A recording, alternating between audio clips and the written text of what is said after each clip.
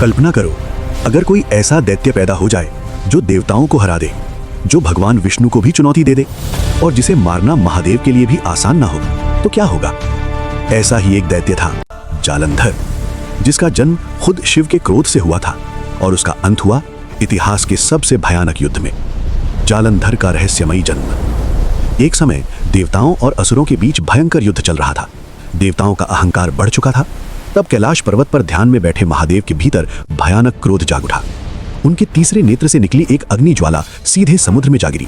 समुद्र देव ने उस ज्वाला को अपने भीतर समेट लिया और उसी दिव्य शक्ति से जन्म हुआ एक तेजस्वी बालक का। उसका नाम रखा गया जालंधर, क्योंकि वो जल से जन्मा हुआ था। लेकिन ये कोई साधारण बालक नहीं था। उसके भीतर महादेव के क्रोध की शक्ति थी, वरदान जिसने उसे अजेय बना दिया। जालंधर बड़ा होकर अत्यंत शक्तिशाली योद्धा बन गया। उसने कठोर तपस्या की और ब्रह्मा प्रसन्न हो गए। जालंधर ने कहा, मुझे ऐसा वरदान दो कि कोई भी देवता मुझे युद्ध में पराजित न कर सके। ब्रह्मा ने वरदान दिया, जब तक उसकी पत्नी वृंदा का पतिव्रत अटूट रहेगा, तब तक जालंधर को कोई नहीं मार सकेगा। अब जालंधर लगभग अमर हो चुका था। अपने वरदान के बल पर जालंधर ने स्वर्ग पर हमला कर दिया।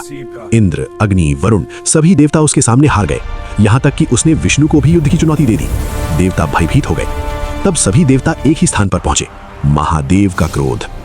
देवताओं ने महादेव से प्रार्थना की, प्रभु, जालंधर पूरे ब्रह्मांड में अधर्म फैला रहा है। महादेव ने धीरे से अपनी आंखें खोली और पूरा ब्रह्मांड कांप उठा। उन्होंने अपना त्रिशूल उठाया और कहा, अब इस अधर्म का अंत होगा।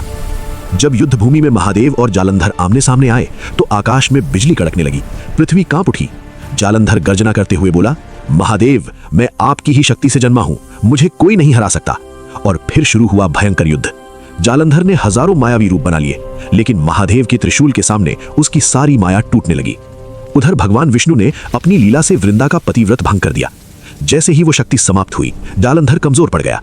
तभी महादेव ने अपना त्रिशूल उठाया और एक ही प्रहार में जालंधर का अंत कर दिया। उसकी शक्ति वापस उसी दिव्य ऊर्जा में विलीन हो गई जिससे उसका जन्म हुआ था।